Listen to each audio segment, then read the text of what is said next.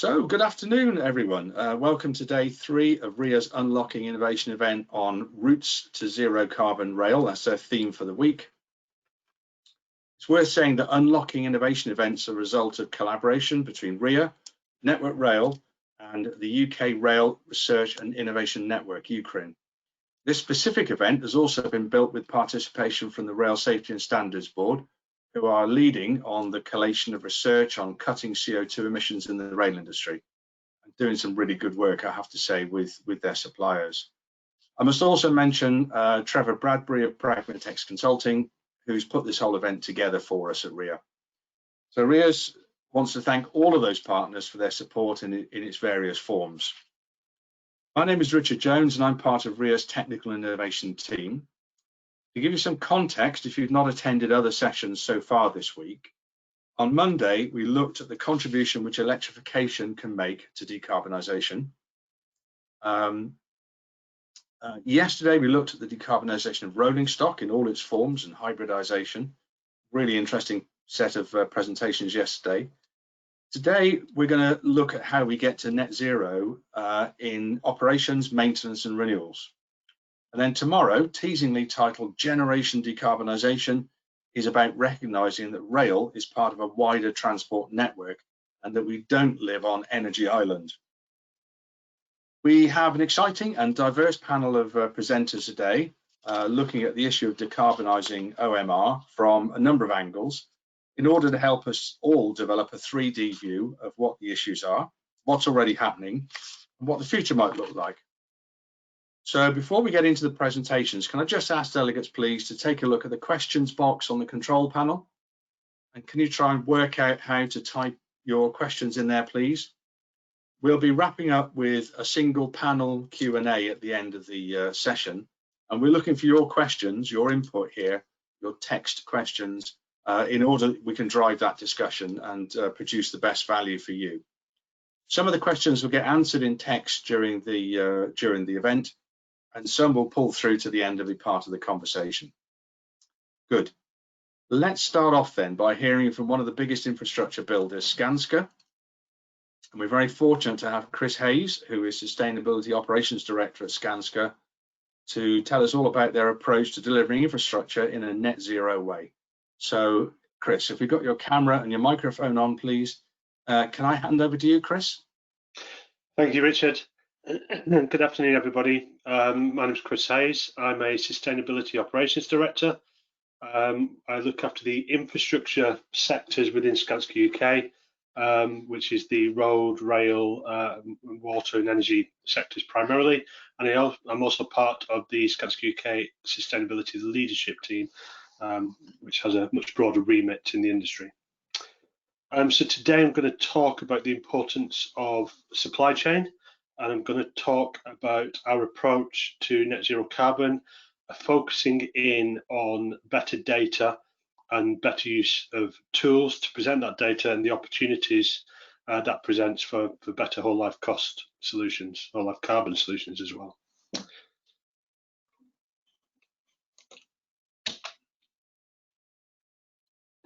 So first, a little bit about Skanska. For those of you that aren't aware of us, we're headquartered in Sweden. We operate in the Nordics, the UK, Central Europe and the US.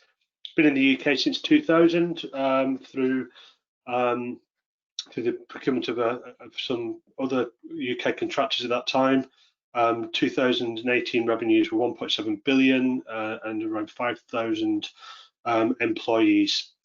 Our purpose, build for a better society, reflects our role in society and the environment around us. So we consider transport as connecting communities and therefore having a positive benefit on society and the environment. So data, and more importantly, supply chain. What we see across the market generally is that a lot of our industry reports scope 1 and 2 emissions only. So it was really positive when Network Rail produced their sustainability strategy a few weeks ago now that there was a clear focus on scope 3 emissions within that as well, so that's critical. As you'll see from the chart, if Skanska were to only present our scope 1 and 2 carbon emissions, That would be the dark green line at the bottom of that chart, the 31,000 tonnes. However, when we incorporate the supply chain emissions, and we've been measuring this, we have data going back 10 years of supply chain spend and ideas of what that spend is on and how much of it is plant material supply and labour. We're able to add carbon factors to that to give a much bigger picture of our total impact from delivering the schemes and projects for our customers. And you see, on average, it's about 10 times the that scope 1 and 2 that most organisations currently report. So at the end, on a positive note, we launched our carbon strategy in 2019. Since then, we've seen a 15% drop in total carbon emissions, and more importantly, we've seen a drop from 215 tonnes per million pound of revenue to 205 tonnes per million pound of revenue. So the carbon intensity has also dropped, and I'll come on to those measures in a moment. The other reason supply chain is critical is that it's a fragmented value chain. So we use lots of complicated components and suppliers to help build our assets, probably the same ones that all the other principal contractors are using.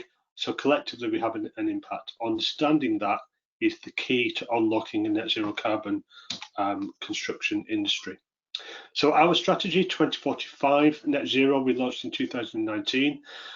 All of our measures, all of our systems and all of our approaches are externally validated and can be seen on our external website and form part of our annual reports. So it's all there and it's all open book, including how we arrive at the data, not just what the data is.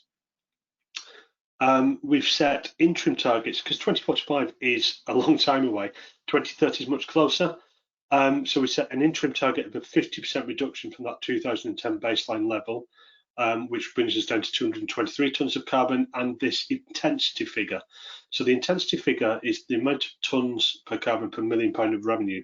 That means that we can't reduce our carbon footprint just by not doing any work. You know, so for every million pound of revenue we have, we've attributed that, then we've used that to normalise the carbon data. So the intent is that we just become more efficient and more effective with how we deliver schemes to bring it down, not do less schemes and be a smaller business. So how are we going to bring that together? So we have a low carbon roadmap, we have a plan and a strategy for how we're going to reduce carbon emissions within our business.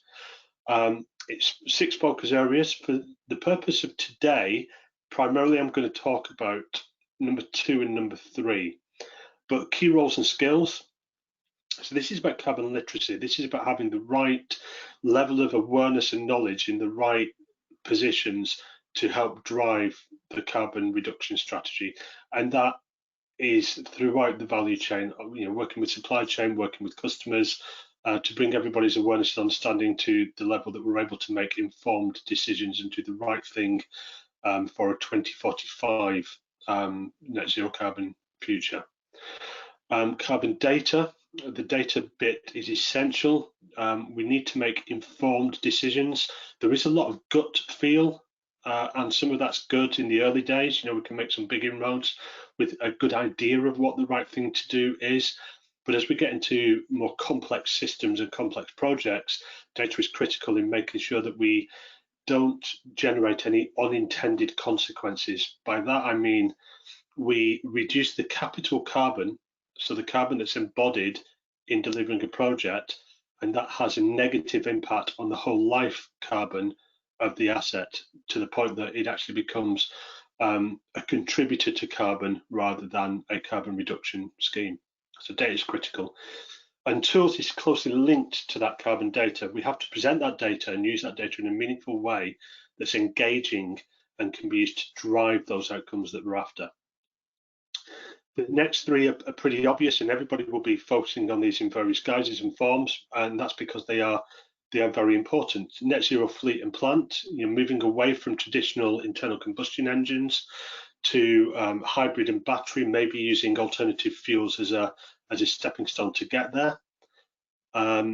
Within my bit of the business, within the infrastructure sectors, fuel oil on sites in 2018 was the third biggest contributor to that carbon footprint.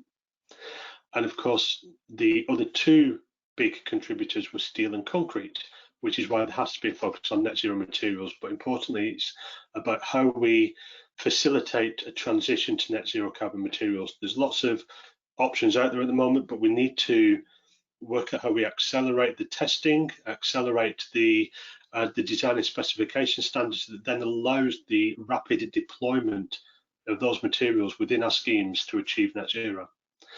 And the sixth box, we can't do any of this without the supply chain. The supply chain, you see, are biggest contributors to the total carbon footprint.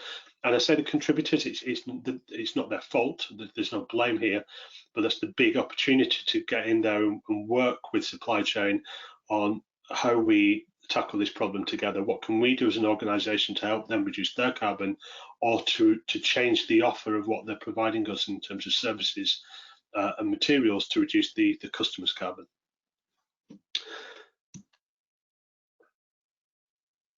So, focusing in on data, we've got good quality data, 10 years worth of data, and we're able to, with that data, so the reason we've got 10 years worth of data is really worthwhile highlighting this.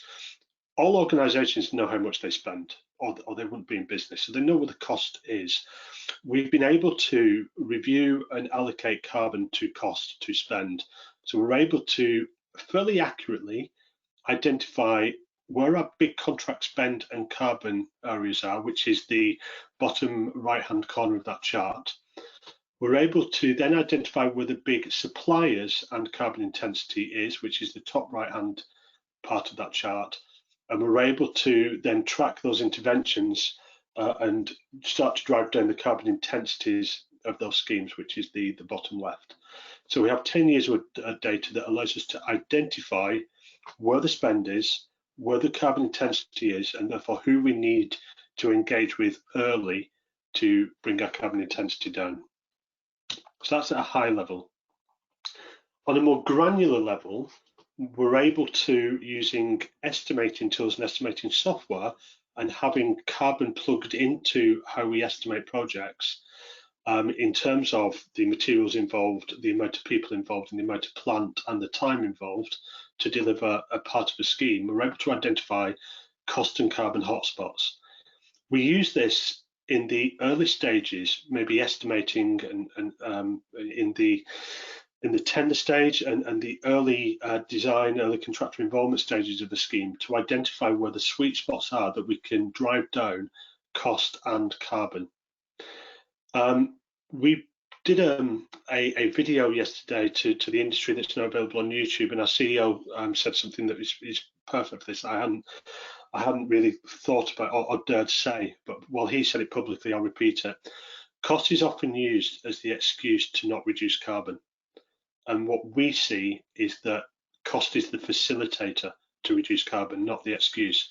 We know that if we focus on the right things, we can reduce cost and carbon at the same time. And we use tools like this to engage the designers, the architects, the engineers, asking people to value engineer around carbon rather than cost, because if you value engineer against cost, we just end up buying cheaper rather than doing better.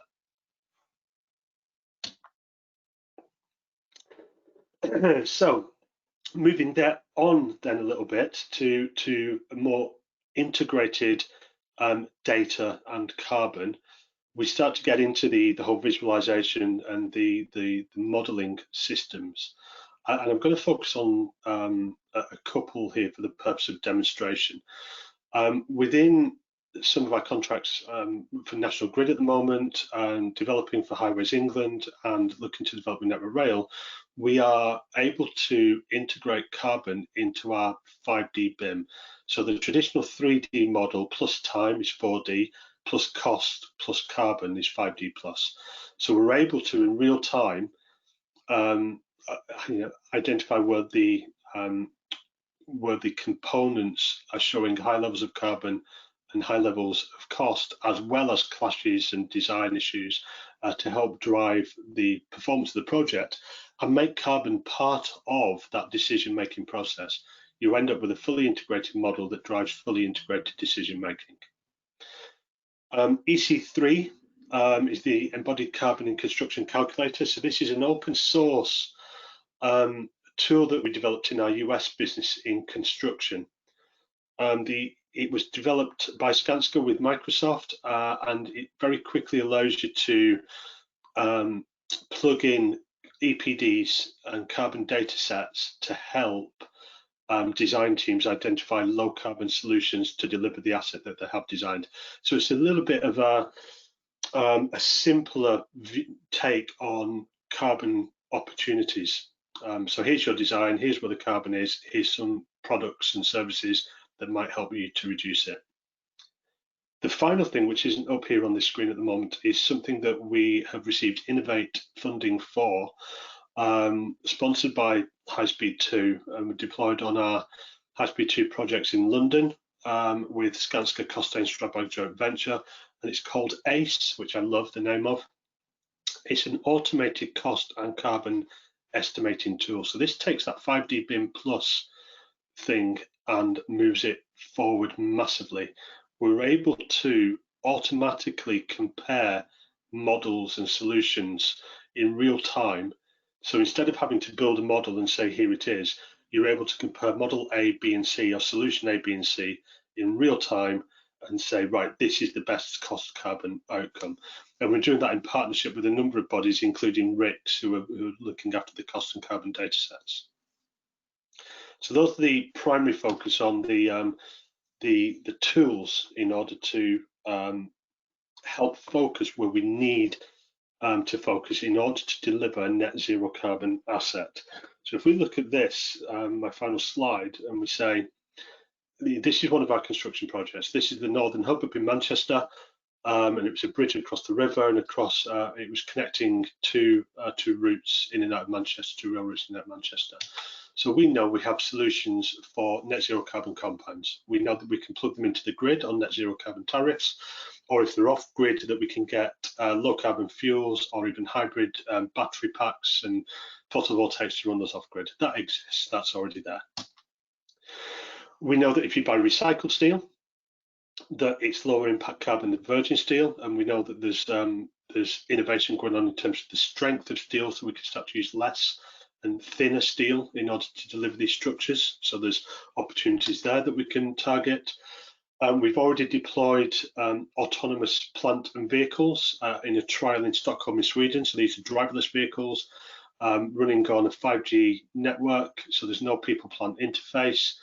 And the battery powered, they can plug themselves in and it works in that environment. It needs to be accelerated to be deployed on big construction schemes, but we're also seeing more and more battery powered plant coming out as well. We know that recycled aggregates are lower carbon intensity generally than virgin aggregates, and there's work going on to improve specifications and design to allow more recycled aggregates into assets and trials and products being developed in our Czech business for blocks to be construction blocks to be developed out of totally recycled, 100% recycled aggregates. And we also know, I'm sure lots of people have heard of Semfree. So this is a zero carbon cement alternative that has been deployed on a number of projects in trials, primarily, rather than into critical assets where we're not willing to take that risk yet. But we know that it's there, and we also know that precast is quicker and often lower carbon than working on site. So all these solutions are out there. We could have a net zero carbon construction site tomorrow if we can work on the specifications and the design and the view of risk to make it happen, and we use the data that we have to focus people on the sweet spots and the right areas to focus on. And that is my 15 minutes of fame. Thank you very much. It was great. Thank you very much indeed for being so timely, Chris. We really appreciate that. Particularly good to hear about the importance of supply chain there. That will be music to the ears of SME RIA members. And interesting to hear about Skanska's ACE tool as well. I wonder how that would play against the Network Rail GRIP process. It would be interesting to investigate that, I think.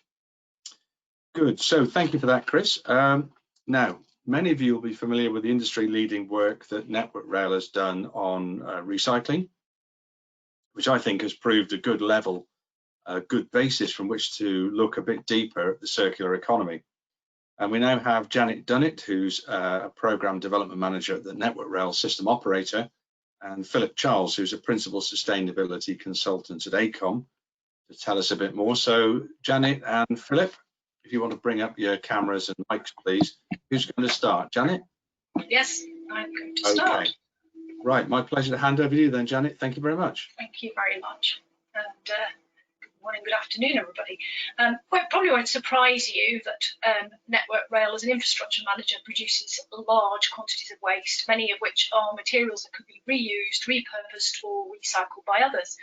So this research, development and innovation project that Philip and I are going to talk about today will produce a report on the current situation regarding resource use and disposal, and why a new resource exchange tool to be used across Network Rail and other infrastructure managers is vital in order to reduce waste and carbon emissions. Next slide, please. As you can imagine, we have a huge number of assets and materials to manage, and they last a long time. And of these, many are exactly the same product or type across the network. For example, rail, ballast, sleepers, signalling equipment. There's lots of opportunities for a circular economy approach, and a resource exchange mechanism will enable this approach. Next slide. You'll no doubt be aware, and Chris has already mentioned this, the publication of our new environmental sustainability strategy, and therefore I wanted to highlight the circular economy part of this strategy, which falls under the organisational aim of minimal waste and sustainable use of materials. And you can see on the slide some of the challenging milestones for this control period up to 2024, and where we want to get to by 2029. And so this project will help to address some of the targets, objectives that are outlined in this slide here. Next slide. So to provide a bit more context and how this project links to our carbon reduction targets, the graph provides a trajectory for our Scope 1 and 2 emissions to achieve net zero by 2050, in line with the UK government commitment. The carbon target is supported by an 18% energy reduction target by the end of CP6. Targets are set against a CP5 baseline. They're an annual target for the final year of each control period. But as you will see from the next slide, most of our carbon emissions are Scope 3, and they fall into our decarbonisation work stream, which is about designing for a low-cost, low-carbon infrastructure. And again, Chris has alluded to that being the case in his slides. Next slide, please. In summary, by 2025, we will need those suppliers to constitute 70% more of our Scope 3 emissions to set their own targets to reduce emissions in line with climate science. And this may seem very ambitious and difficult to achieve in a short timescale, but a very large proportion of our value chain emissions are from relatively few suppliers. In fact, about 100 of our suppliers we need to work with to achieve this aim.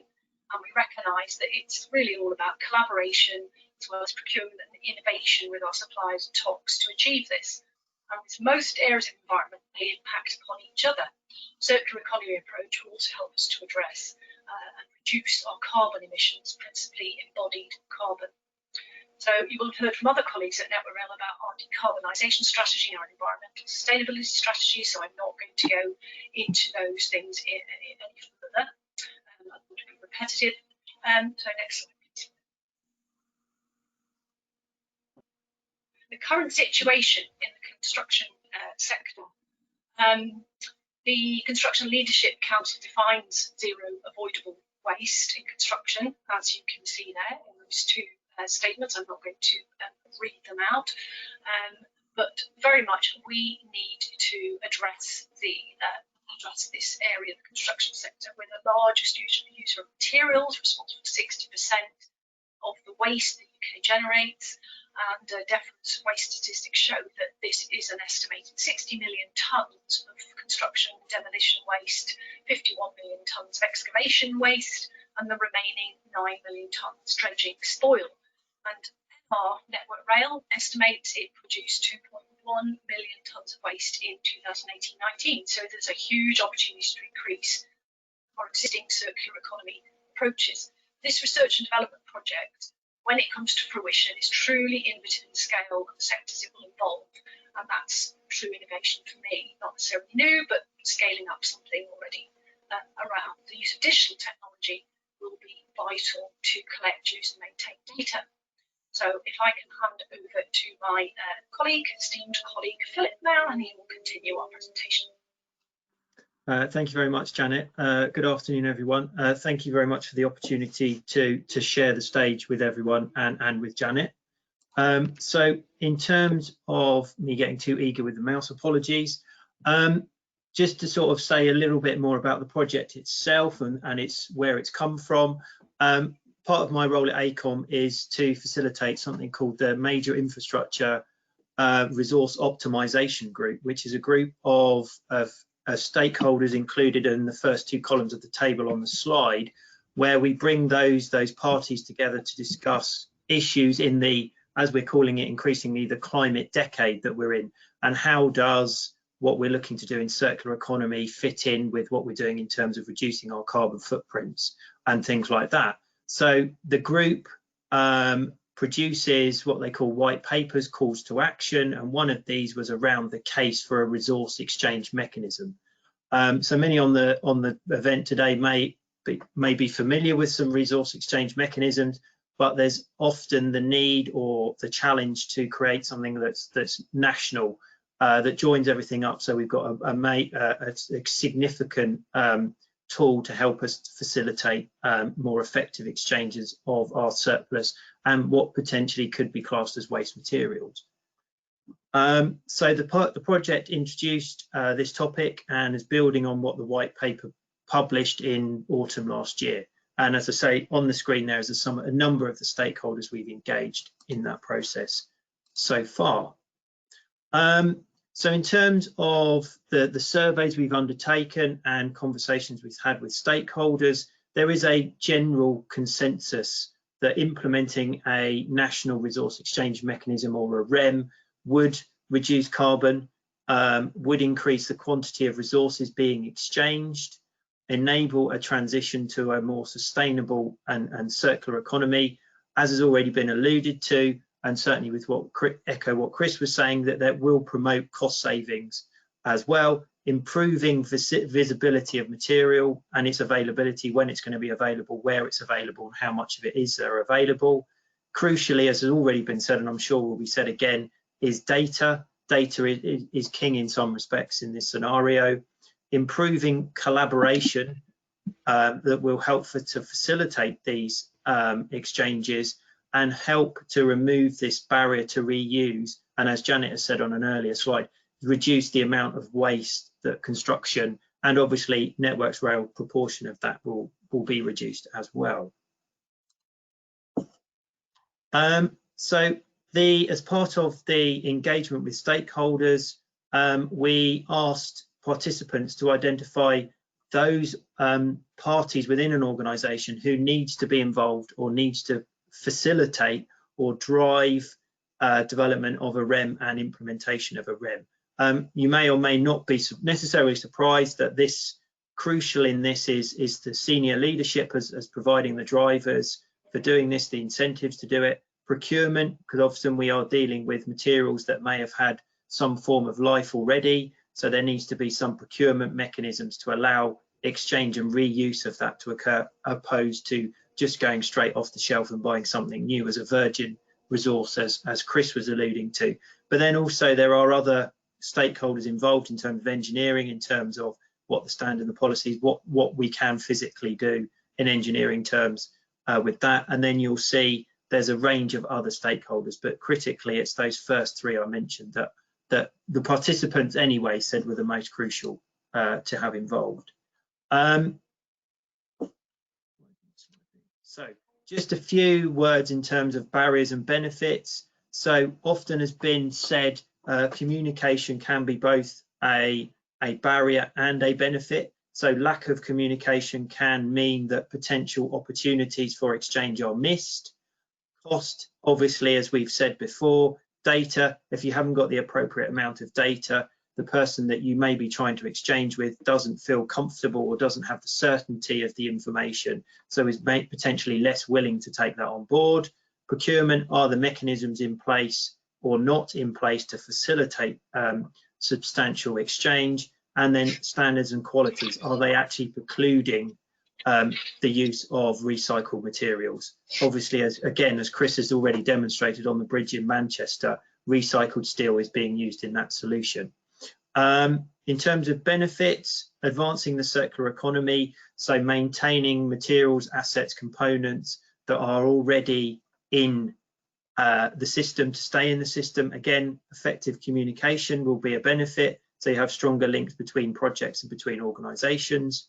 We all, of course, want to see that it contributes to net zero targets, and then, as Chris has said as well, is linking the cost and the carbon savings together, and it being an incentive opposed to a potential barrier in that sense.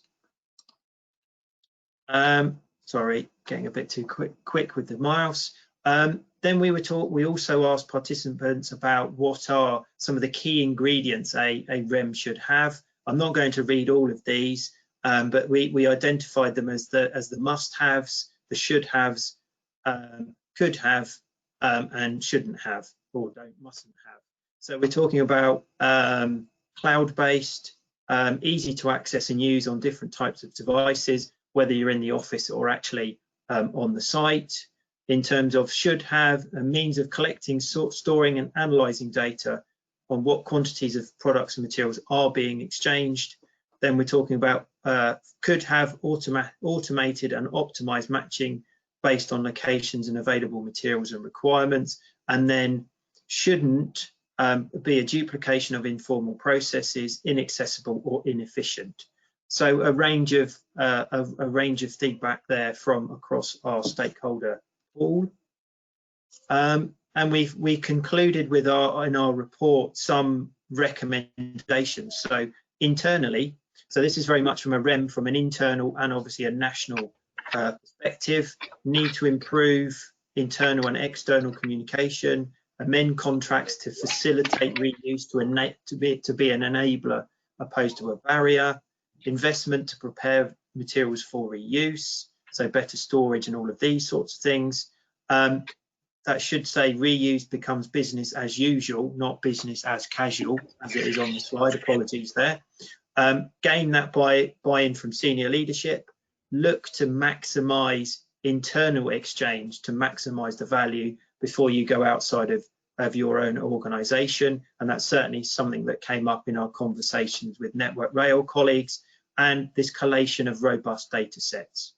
And then from a national REM, consideration of scale, this could be quite a big undertaking. So do we need to do this in the sort of baby steps before we go from nothing to a huge national REM? What steps will we need to do? Pilot potentially at local and regional levels. As with anything like this, it needs to be self-sustaining. It's no good it gets pump prime funding from, say, Innovate UK for a period of time. That money runs out and then stops. Then there's potential risk that all the good work and good force that the REM has got would stop. Again, talking about data, centralised platforms, consideration of the regulatory differences, because if it needs to be a national REM, what is the situation in England compared to Scotland, Wales and Northern Ireland? And what do we need to understand to do that? And then consideration of boundaries and parameters for the tool itself. And I think, is that asked? And then I suppose, Philip, we were just going to mention the next steps are we published the report through MyROG. We arrange a soft launch of our findings and what we plan to be doing with those findings, both internally and externally, to Network Rail across infrastructure providers. And then we engage our key stakeholders to discuss how a national REM could work, what role it could play in supporting transition to a circular economy. Yeah, thank you very much. Back to you, Richard. That's great. Thank you very much, Janet, Philip. That is a really good scamper through. It raises lots of issues and it's raised lots of questions, which we'll come back to in the Q&A. So thanks to delegates for putting those questions in. We really appreciate that. And we will be picking out the themes from there, the threads that we can come back to. Now, across all of what RIA does, we often look outside our own industry for examples of best practice to see what we can learn. We've done that in a digitalization event earlier this year, for example. And another example in this operations arena is fleet management. Howard Longley is Head of Service Development and Sustainability at RIA member company Fraser Nash. And he's going to take us through just one example, or just such an example of best practice. So Howard, can you bring your camera and your mic up, please? Hello there. Brilliant, that's terrific. Can I hand over to you, Howard? Yeah, that's great. Thank you very much. And so yes, I am now at Fraser Nash, where I lead their sustainability services. But prior to that role, I worked at BT, big telecommunications organisation, and I was responsible for the decarbonisation strategy for the operational part of their footprint. So some lessons perhaps that can be learned from across different sectors. BT was the third company in the world to set up its net zero target aligned to 1.5 degrees C. That was in October 2018. Since then, there are more than 200 companies that have set similar targets, and you know, things are moving on at such a rapid pace, and I'm absolutely just delighted to see that. Having worked in this field for about 20 years, it has at times felt that things have been moving slowly, but things are changing now. You know, there is so much progress being made, and that's, you know, that really gives me optimism, gives me hope. So let me just move the slides on. There we are. So quick overview of BT. It's a big, complicated organisation, not as complicated as the rail industry. I think that's fair enough to say. Nevertheless quite big. So it operates in 180 countries. It's got 100,000 employees, about 30 million customers, probably most of us. It includes 200 subsidiary organisations. And when you come to look at the operational footprint, there are 6,500 buildings, 30,000 vehicles, 600 odd high street stores, EE stores, then a huge network, telecommunications network, most of which is connected to the national grid to power it. And that consumes about 1% of all the electricity that's generated in the UK. But then there's parts of it that are off-grid as well. So I've mentioned the remote masts there in that list. Most of the mobile network is powered through grid electricity. It tends to be piggybacking on buildings. But occasionally, if it's a rural area, you need to build a remote mast. And they are typically powered by a diesel generator.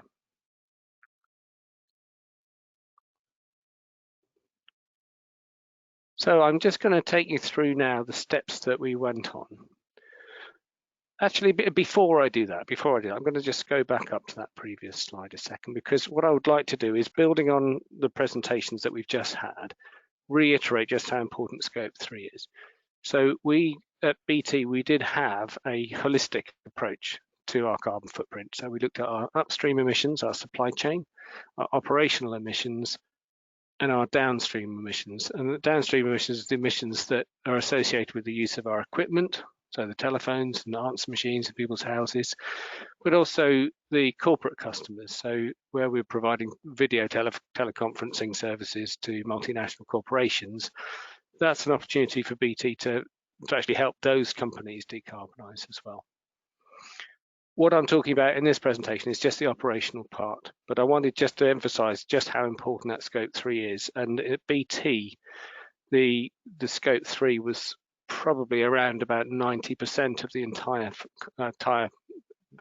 carbon footprint, the end-to-end carbon footprint of the business.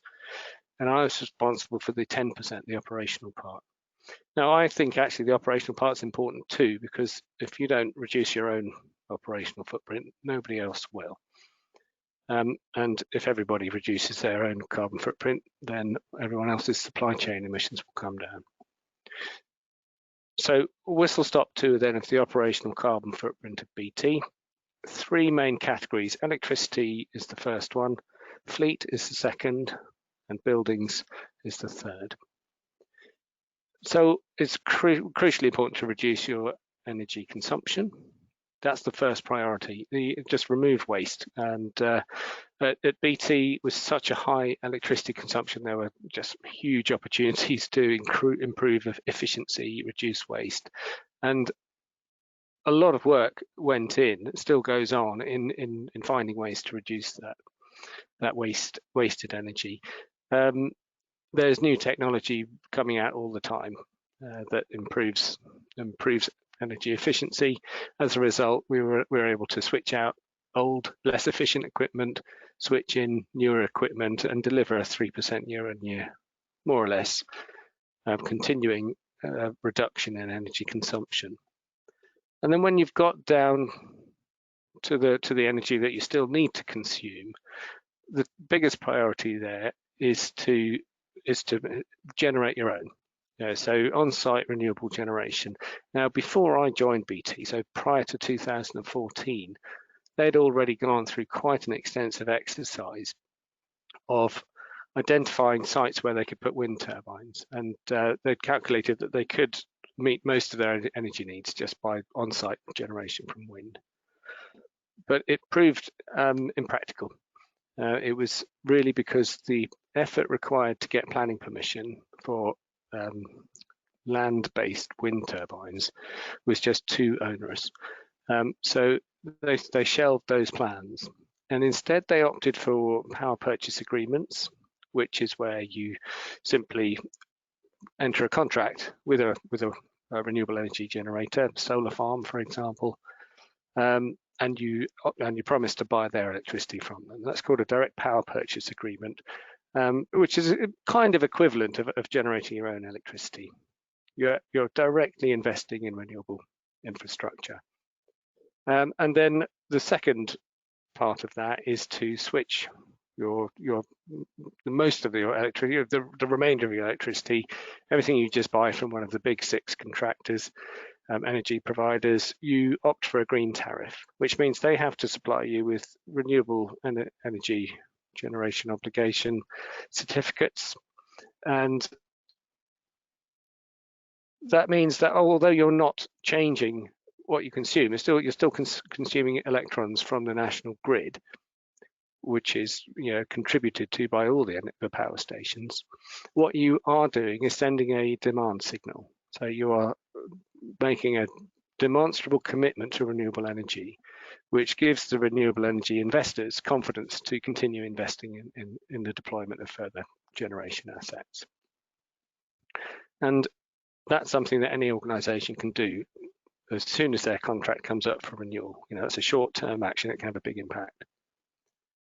So at BT, by the end of my time there, we were at 94% of our electricity consumption globally, and that 6% was just those countries which didn't have renewable options, where it was just simply not possible to procure renewable energy.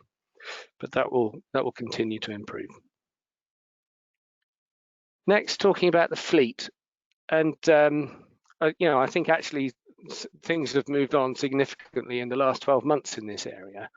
But at BT, we moved from a position of having trialed some electric vans in the past and found them to be not quite up to scratch, to a position where we were able to deploy our first commercial, in real operations, first vans on the street, replacing diesel counterparts. and they were doing the job absolutely perfectly well. And the way we got to that was quite a long process of engagement throughout the company. There are so many functions involved in making decisions about the type of vehicle that you operate. When this is a part of your service delivery, so you really cannot risk interrupting your ability to service your customers by having to stop for 2 hours to refuel, for example. So there's quite a lot at stake in switching your type of vehicle. Charge point solutions we considered included at depot, at engineers' homes, and public. And what we opted for in the end was a combination of depot-based and engineers' homes charge points. We could only do that in the first instance where the engineer in question had off-street parking. But there are a good enough number of those for it to be viable, and then we work out that we'll work out the solutions for when we get to those vans that need to park on the street in due course. And the model is to just make sure that we only put an electric van in where we know that the use case for that particular vehicle was consistent with its capabilities. So it did less than 50 miles in a day, which is the case for most open reach vans, and had a compatible payload requirement.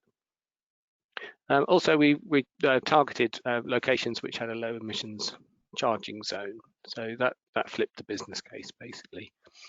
We did have to do quite a lot of work in calculating or updating our whole life cost models, because the whole costing assumptions around fleet were based on had residual values as a key part of that valuation.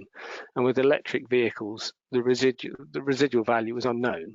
In other words, what's it going to be worth after you've finished using it? And for a diesel vehicle, you use it for about 7 years, and you sell it on the second-hand market. The residual value is a key part of that whole life cost. Not so with electric vehicles, simply because they're not second-hand yet. Nobody knows what they'll be worth. So we had to make some common sense assumptions, and we had to convince our finance teams that that was reasonable, because their conservative approach initially was to say, well, because we don't know the value, we'll assume it's zero. And a few conversations later, we convinced them that actually that's probably not a reasonable assumption. But the sheer number of people you have to engage with in order to enable that kind of change is significant. At least 20 different people in 20 different departments of the organisation all were in a position to veto the project, and they all had to be on board.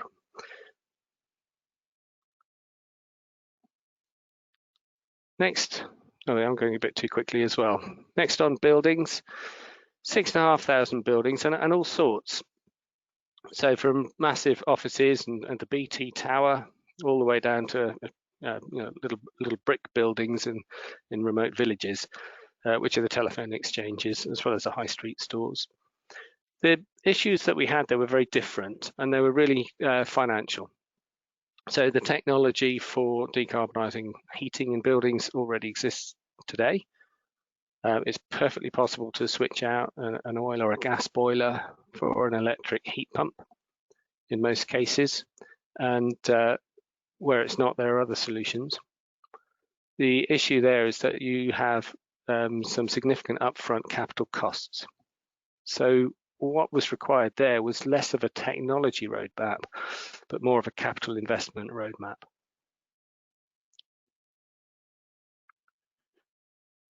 Finally, a bit on employees. So I think this is also some things that can be learned across any sector here. One thing we did was offer our 100,000 employees a deal where they could get a discount for switching to Good Energy, the renewable energy company, switching their own home electricity consumption. Really, really quick, and because we're a big organisation, and we were able to negotiate a sort of a bulk purchase discount. So that's something that you can look into. Any organisation can just get in touch directly with those companies, Ecotricity, Good Energy, OVO, and just offer them, would you like us to market you as a supplier to our employees on the basis that it's good for the environment if they switch, and we'll give them a financial incentive so that we're playing our part as a responsible employer. We also had the usual energy champions, very active network of volunteer or people who essentially self-selected as really wanting to make a difference in the organisation, that form part of the network of energy champions and drove energy efficiency improvements in their areas. I'll also mention their meat-free Mondays. So we managed to change our system in the canteen so that we encourage people to consume less meat. The very last slide here, just a couple of key points, just to really emphasize the learnings I think there are. We really did have to work hard up until a point where we had a critical mass of people, and from that point on, everything just went, everything just moved slowly, and you find that people would talk to each other without you having to intervene, and things would move forward. But keep on persevering until that point is reached. Don't underestimate the number of people that you need to talk to. Everybody has a stake in the way things run currently, and it needs to be prepared and part of the solution. Senior leadership, absolutely crucial. Mobilize the converted and challenge the detractors, because whilst those at the very top might be totally on board, the people who actually have to run the business, run the organisation, and I dare say run the rail industry, they know how best to do things, because they've been living that work, and often for many years. And it can be difficult to persuade people to change the way things are currently done. It's a difficult thing to be asked to change. So you have to keep on rattling their cage, because change is required. And the last point there is create the sustainable finance mindset. I totally agree with Chris when he says carbon reduction can be an enabler for cost reduction. In BT, this was really achieved by taking a long-term view rather than evaluating investments on a 2-year payback cycle. We started looking at whole life costs and a 15-year payback cycle, and all of a sudden the things that came to the top of the priority list, the top of the payback list, were the environmental projects. Great, Howard. We're on time, Howard. We do need to wrap there, but thank you. That's a really good insight into what's happened in a comparable large-sized national organisation, and it gives us some useful pointers as how we can move forward in rail. We'll come back to questions later. So meanwhile, everything we do in operations uses energy and potentially generates CO2, so we can't afford to be undertaking maintenance activities, for example, which are unnecessary. Fortunately, the Ukraine lead on infrastructure, Southampton University, has been researching an important aspect of this, and David Milne, who is a research fellow at Southampton, is going to tell us some more about their work. So, David, can you bring up your camera and your mic, and can I hand over to you, please, David? Yes, thank you very much. Yes, so I'm David from the University of Southampton, and I'm going to talk to you today about using monitoring techniques to sort of design and develop more targeted maintenance approaches within trackbed defects, which I'll say a little bit about. And this talk's really about providing the evidence and sort of justification for trying something a little bit more innovative that can perhaps be a bit more efficient and a bit more effective.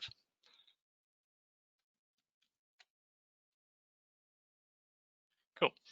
So on the railway, we often have to deal with isolated trackbed defects, which is where you get a localized geometry defect. And the challenge here is they often necessitate very urgent and unplanned maintenance. And the usual way of addressing this might be sort of a short stretch of tamping, so mechanized maintenance.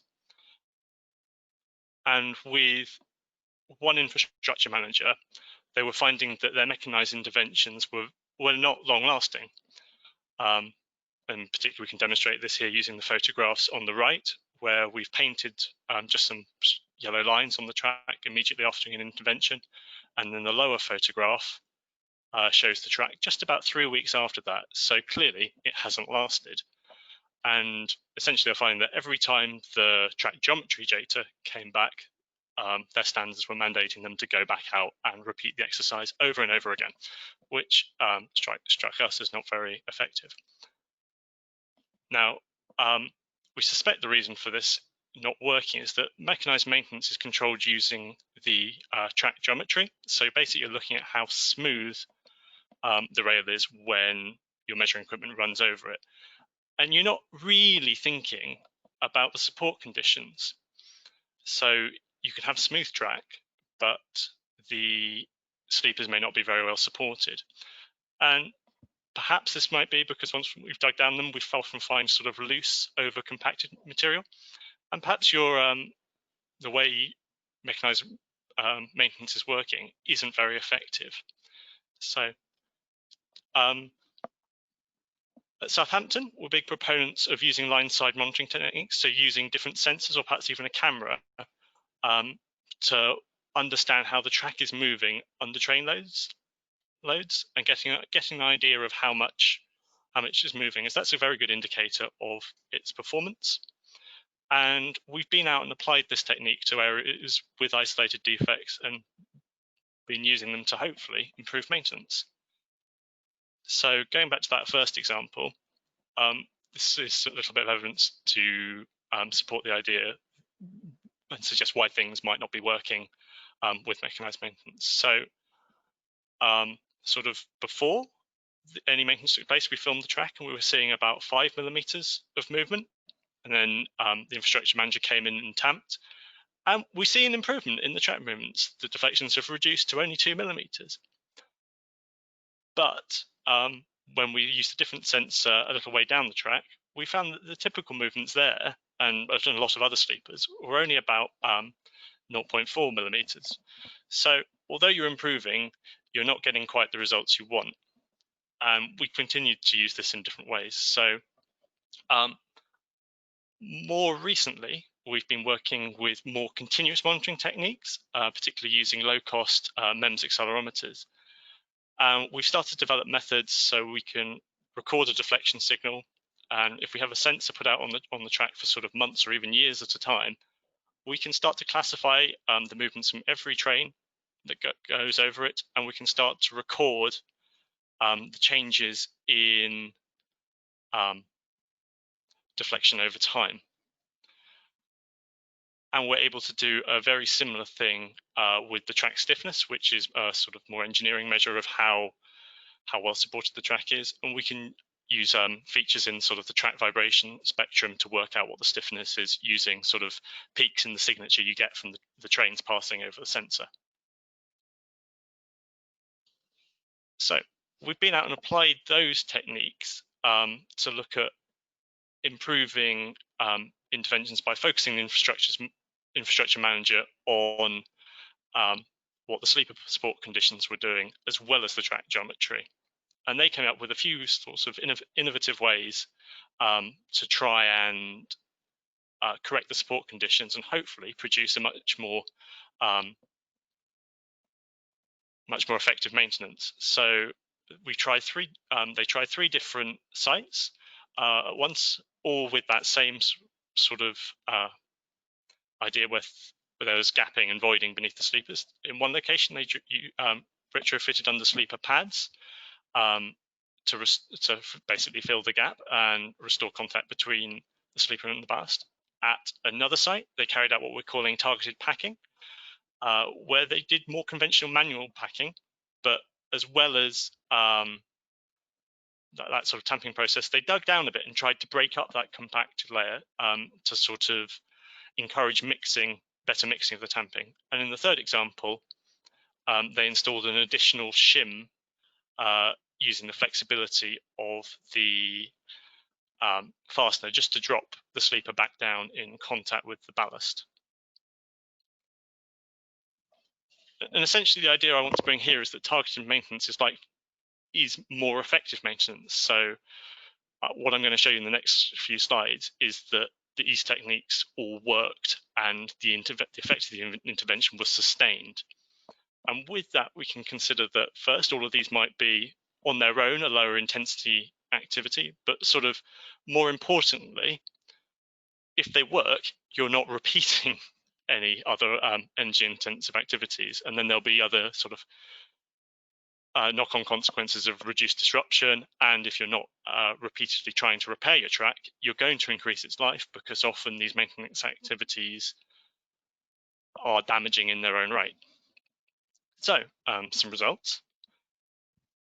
So again, this is making use of our techniques for classifying deflection and stiffness for the site where they placed under sleeper pads. So quickly here, following on from a tamp at the edge, we can see that the sleeper deflections in this sort of isolated defects were increasing at quite a significant rate until we come to the dashed line. And after that point, we can see that the deflections, the track deflections stabilize at about 1 millimeter, around 1 millimeter, and the sort of support stiffness stabilized as well to a very plausible 30-35 meganewtons per meter squared, which is how we're choosing to measure the stiffness there.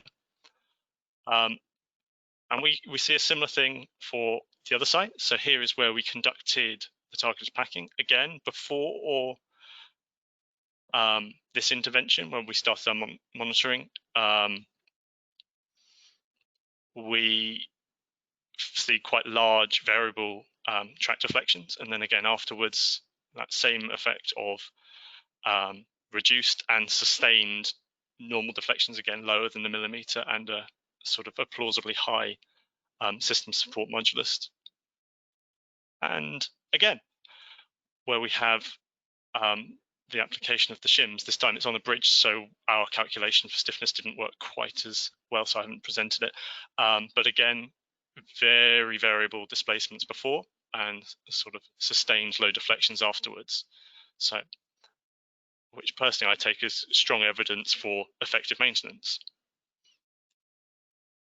And with that, I have asked colleagues in our transportation research group to see if they could sort of start to quantify some of the direct carbon savings. So they just looked at what we've called the targeted packing, where they've used manual tamping rather than mechanized tamping. And when they sort of just look at the direct emissions for that, they first see it's that kind of process is a lower intensity activity in terms of the machinery. It's about a third to a half of running the tamper over the same length of track. But again, just once you sort of avoiding repetition, the annual emissions are significant. So really producing the effective maintenance is key, so doing it right.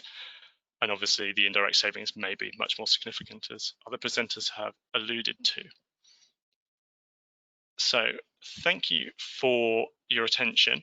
Hopefully I've shown you that sort of using our monitoring equipment allows us to sort of design and sort of feedback the evidence for sustained improvements in performance, and that this directly results in fewer and lower intensity maintenance activities. So, and which can knock on to a longer lifespan with the infrastructure. If you're interested in any of the measurement techniques or data processing techniques, here are some references on the slide that you can look at later. So thank you very much for your attention. Thank you so much indeed, David. That's really, really useful. You know, we really need to investigate these areas where we waste energy and waste effort on things, and particularly where we create CO2 that we perhaps don't need to. So thank you very much for that. And thank you again to all of our speakers who are doing a great job of answering questions. It can be quite distracting trying to listen and answer questions at the same time. Thanks for that. We're going to pass on now to our elevator pitches, which today includes 2 startups and 2 large organizations. So a really interesting mixture, which shows that organizations of any size can drive innovation. And to start us off, we're going to hear from Bengt Cousins-Genvy of Type 4 Projects. So Bengt, can I hand over to you, please? Thanks very much, Richard. Yeah, good afternoon, everyone. It's great to be here. As Richard said, we are one of the 2 startups, and we founded this business earlier this year. And we did that to provide purposeful organizations with consulting and training services to tackle the most challenging type of projects. And we do that for a low monthly fee. And what I'm going to talk to you about today is specifically our focus on zero carbon and zero waste consulting and making that accessible.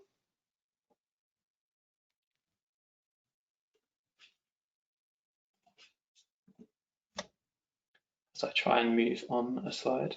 There we go. So this is what we do, the space in which we work, and that's jumping about it. So here is an illustration of what we do in the space. So we clarify goals and methods. We look at goals across your purpose, the planet and people, and methods across technological changes, governance and behavioural changes. And this way of thinking about what we do is indicative of how we're able to do it for a low monthly fee. We're trying to provide clarity in a space that we know is really, really complex. And we know that lots of organisations are struggling with this and lack help doing so. That's apart from the actual complexity of dealing with all of this, it's actually really difficult to actually secure the support you need. And so what Type 4 Projects exists to do is really to define those goals and methods in all of those areas, deliver everything in a kind of joined up way, avoiding the kinds of unintended consequences that we heard about earlier, and then really help organizations to decide who they're going to work with, what work needs to be done, and how that work is to be done as well. So moving on here to how we do that, this is really looking at unlocking innovation in order to get to a zero carbon and zero waste goal. And what we think is really key to that is actually no distinction at all between sustainability, innovation, and management consulting. In a way, what we're trying to do is actually make sense of consulting itself, and we bring all of those different concepts from those different areas and techniques, and we've brought those together into a set of tools which allow us to make sense of data from a combination of self-assessment and independent assessment by us, which is based on some of those techniques you can see on the left there that we've been using for years, and we combine that with consulting and then training to help you to really achieve those goals with the right methods. And we do that, and we've packaged it into 3 subscription plans that you can see on the right. And as we heard about earlier, this Scope 3 challenge that both Chris and Howard talked about, Skanska and BT, that's what's really, really difficult. So that's why we're really focused on SMEs, and we provide SMEs with a combination of customized tools to really understand that data that I talked about, tailored insights to really understand what it is that they need to know, extended workshops, multiple priorities, and then meta studies. So a lot of this work has already been done, and it's really just about making sense of it in order to make the decisions that you're really struggling with. We also offer a really stripped down form of that. There's an SME basic subscription plan, which has more standard tools that we don't customize. And then we also do a enterprise subscription plan, and that is really multiple SME subscriptions that we can deliver through the supply chain with oversight in order to find common problems, common solutions, and then to design projects that are going to tackle those as one.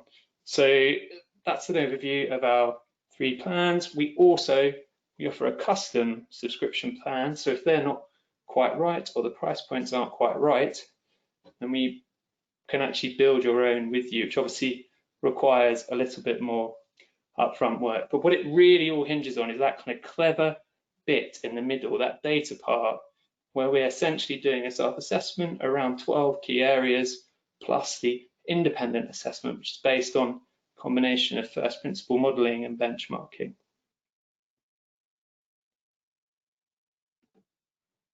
And what we're really excited about at the moment is with that SME subscription plan that we mentioned in the middle, we're going to discuss with you a pay what you can pricing.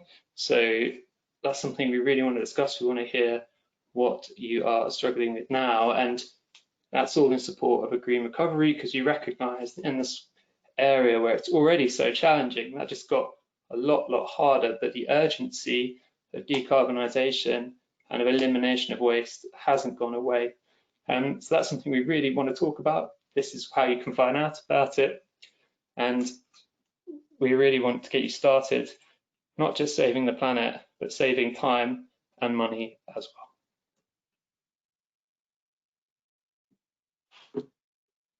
Super, thank you very much indeed, Bengt. Okay, now then, we said that Ukraine is one of our partners for this, and Ukraine is still not even 3 years old, but it's already starting to spin out new businesses. The Birmingham Centre for Rail Research and Engineering has spun out a company called Enerail to carry their expertise to the market. And we've got the CEO of Enerail, Peter Ainsworth, here today to tell us a bit more about their activities. So Peter, over to you, please.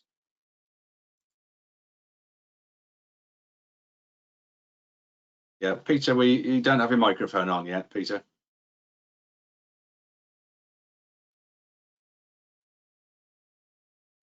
Oh, no, still can't hear you, I'm afraid.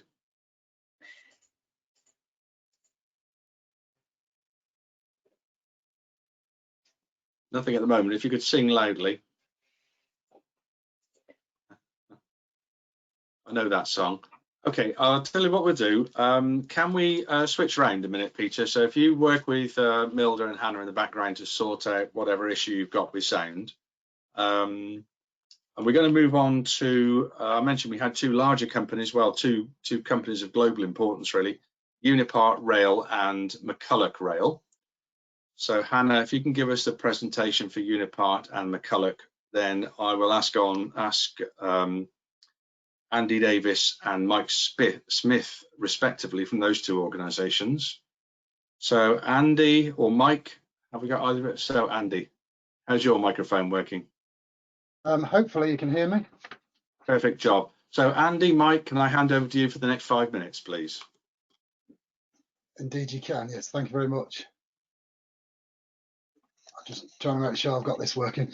Okay, thank you very much, Richard. Myself and Mike are very excited to be able to talk to you about the Zero Emissions TRT, the first battery-powered rail civils machine for replacing and maintaining rail.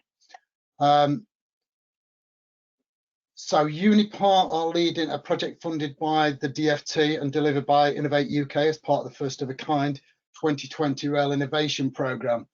The project's aim is to design, develop and manufacture a working prototype zero emission track rail transposer for work on the world's rail infrastructure for removing and replacing rails, particularly in confined areas. Project started on 1st of July this year and will be completed by the end of March next. And the output of the project will be a fully working prototype, which will be tested, certified and ready to be worked on the UK rail network. Sorry, gone the wrong way. So basically what we're doing is we are taking an existing TRT, which is a proven machine that's been developed and used extensively in the UK by McCulloch Rail for the last 15 years.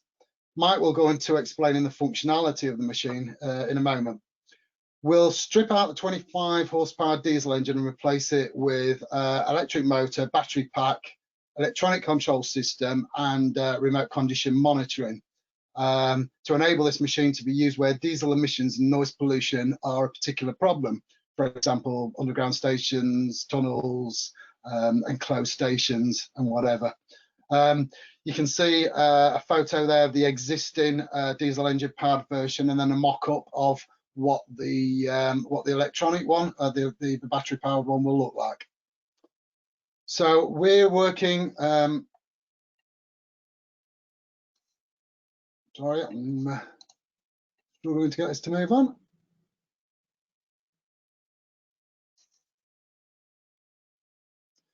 So we're working in conjunction with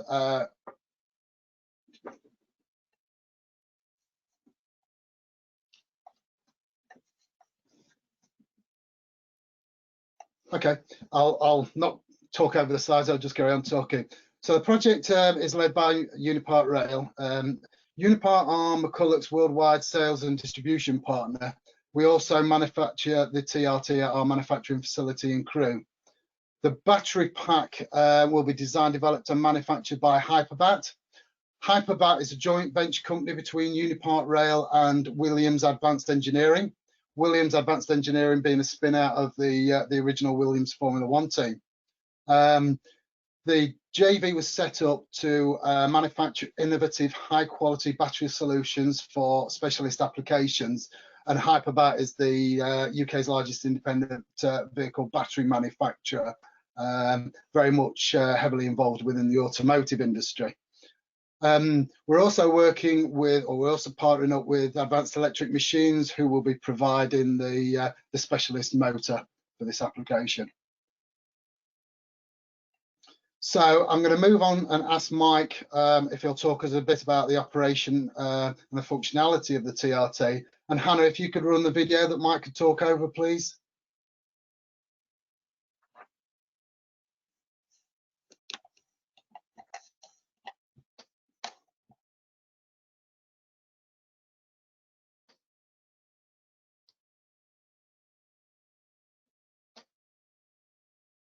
Mike, you need to unmute yourself.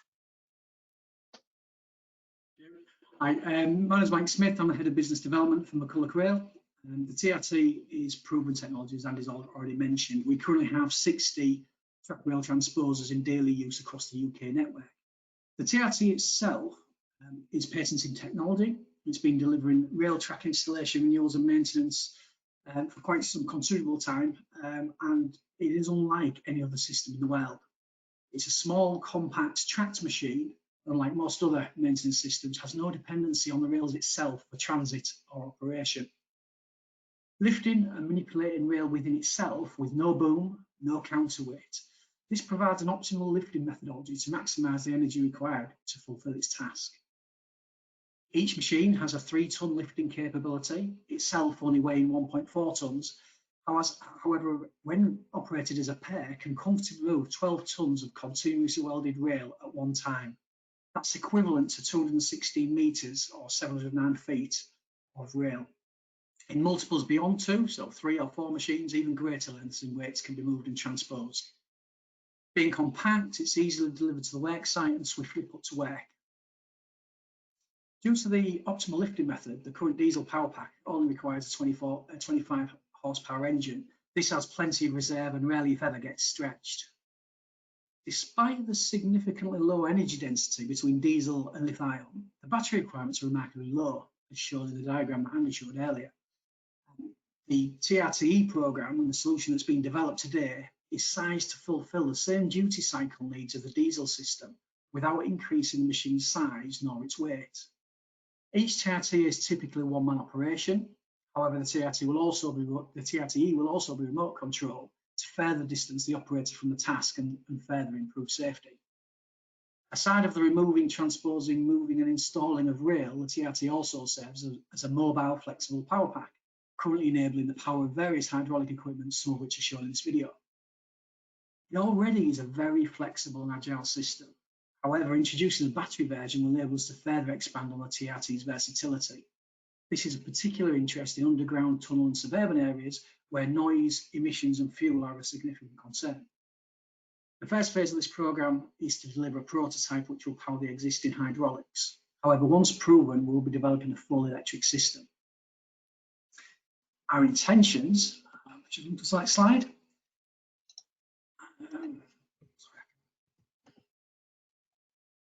Our intentions are to, beyond this programme, our intentions are to further convert our other trackworks equipment into battery technology. We really genuinely want to provide the most efficient zero emissions trackwork systems to the global railway. So just trying to move the slides along. In March 2021, we'll be demonstrating our electric TRT at Network Rail's Tuxford Development Centre. So COVID-19 permitting, this will be a physical demonstration. However, we're also preparing to demonstrate this via a live interactive platform to enable a wider audience to participate. or should we continue to be constrained by COVID-19? So within the pack, and the last slide, there are some contact details which will go out with the pack. By all means, if you have any questions, granted the time is probably limited now, if you have any questions, please follow up afterwards. Andy and I will be able to answer your questions. Okay, thank you very much. Thanks for listening. Super, thank you very much, Mike. We got there on the video and the other bits and pieces. I think Peter is now back with us. So if you want to switch off your camera, please, Mike, and Peter, if you want to join us again. Can you hear me? I can hear you. You're in business, Peter. So Peter Ainsworth, over to you. Okay, thanks a lot, Richard. Yes, as Richard said, we're a Australian company from the University of Birmingham. We're annual. We're focused on commercialisation of energy optimisation technology for traction energy. It's the great product of the Traction Energy Research Group from the University of Birmingham. And the team consists of Professor Clive Roberts, Stuart Hillington, and Ming Zhao, and obviously myself as the CEO. And today I want to talk to you about one of our approaches in terms of helping optimise traction energy, which has been proven in global tram and metro operations and can achieve up to a 20% traction energy saving. So our approach, firstly, is to work with operators using proprietary algorithms to optimise or to look at the potential savings a route may have from optimising the driving approach for that particular route. This gives the operator an indication of the potential savings that can be achieved. Those savings, the saving potential is actually dependent on the type of route, the vehicle that's operating on it, and the profile of the route itself. The next stage is to then look at how we can best implement a solution to optimise that driving approach on the route itself. This is normally done by virtual driver training and then implementing cost-effective and low-cost gas systems and infrastructure boards or mountains along the side of the route to inform the driver interchange about a particular driving approach. And then finally, it's about performance analysis, which is really there to help the drivers understand how they're doing as they learn about the optimised driving approach, and then give them feedback and identify where they can improve their driving approach to reach the optimal efficiency levels that can be reached. We've implemented this in a couple of areas. The first one I'm going to talk about is the tram application, which we did with Ricardo Rail, using their smart driver training approach. We looked at the route from Edinburgh Airport all the way through to York Place. And we looked at that route to identify the potential areas up to 20% energy saving along that route. We then implemented the driver training approach, did a driver training course with them, and then used DAS and also line-side markers to help the drivers in the operation. Doing this, what we showed was that we could achieve a 17% energy saving along the route, along the segregated sections. We can also achieve that saving according to the timetable that was in place, so there's no discrepancy with the timetable. And we also showed that we can optimise the timetable itself to achieve a more energy efficient timetable if we wanted to, so it was optimised to energy efficiency. That approach has now been implemented between the Edinburgh Airport and Murrayfield on the unsegregated section, and is now being fully used by all the drivers on that route, and is repeatedly achieving 17% energy saving. The second application was a Bridge Metro, a 22-kilometre route with 12 intermediary stations. On this route, we've implemented the DAS system. We've effectively done the optimisation along the route. We've identified that we can achieve up to 20% savings along the route in total. And what we did was we implemented the DAS system by converting the route into the DAS and providing the driver instruction along the route as to what the route driving approach should be. We then compared those results with automated train operation that was in operation on that route as well, and also with human non-DAS driving approach. What we found was that we could regularly achieve up to 20% traction energy saving. That we were regularly the most efficient over both non-human DAS operation and also ATL operation. Similarly, we achieved the overall lowest energy usage for non-BAS operation and ATL, non-ATL operation. And finally, we maintained the existing timetable as well. So we delivered that within the current timetable. So what we offer is a proven approach that can save up to 20% traction energy on a given route. We work to identify the potential for energy savings. We want to work with the operators to find the optimal solution in terms of implementing that energy to achieve those energy savings. This approach is also applicable to any traction system. The algorithms we've developed can be applied to ATO systems for optimal ATO driving approach. But as I say, our initial target market is sort of metro and tram market, but our solution can also be applied to the heavy rail market. So we're really interested in looking to sort of tram and metro operators, but also tram and train manufacturers and people who are involved in developing semi-fully autonomous vehicle systems. If you're interested in talking to us, you can contact us or contact me and here's the email address and website. Thank you. Peter, that's great. Thank you very much. Just an apology there to all of our delegates that the sound quality was pretty awful. So I assume you were calling from Birmingham, Alabama there, I would think. However, we were able to read the slides, which is pretty good. We've got a few minutes just for a question or two. So can I ask all of the speakers, please, to bring your cameras and your microphones back up? And if you can hear me, I'm aiming the first question at Chris initially anyway, so Chris Hayes. Quite a few people have asked about benchmarking standards. You mentioned carbon intensity per £1 million of revenue, I think.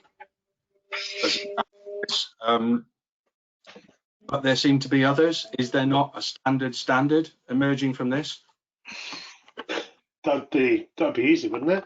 Right? That'd be sensible.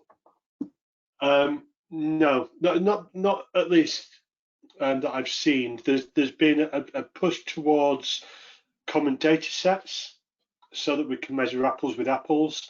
We see that from the client side, from the contractor side, from the design houses. Everybody's got their own carbon tool, but primarily the data that sits behind it is from a single data set or database that is first established, but then it gets developed. So as new products come to market, the data set gets updated and then it becomes bespoke. So commonality is great, a common way of measuring, great. Net zero, you know, that's it. Zero is zero. Yeah, okay. And David, from an academic point of view, does it help if industry's got some clear standards to work to here, some clear ways of judging the value of what's done? I mean, I think that's always helpful, as it gives you a good basis for compare like with like, so everyone can make sense of it. Anybody else want to contribute to that? Perhaps Janet or Philip?